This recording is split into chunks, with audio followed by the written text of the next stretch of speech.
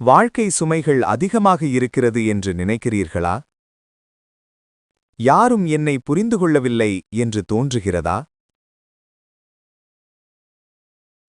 அல்லாஹ் உங்களின் குரலை கேட்கிறான். அவன் குரானில் சொல்லுகிறான்,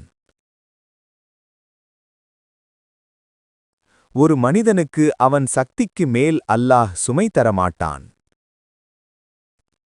நீ அவன் பக்கம் திரும்பி வா. அவன் மன்னிக்கத் தயாராக இருக்கிறான்.